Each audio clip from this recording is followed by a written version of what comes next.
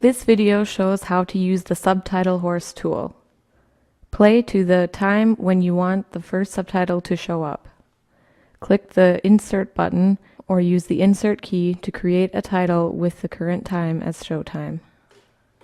Click Play or Control and Space to start the video and pause it when the first subtitle should be finished. To set the hide time, click the Hide Time button or Control and down arrow and type in the subtitle text in the text box. For a line break, use Shift and Enter. After your first title is created, you can repeat this step, or if the next title follows the current one without a gap in between, you can also play to the end time of the next title and create a new title afterwards with the Insert at End button or Enter key. The show and end time will be set automatically.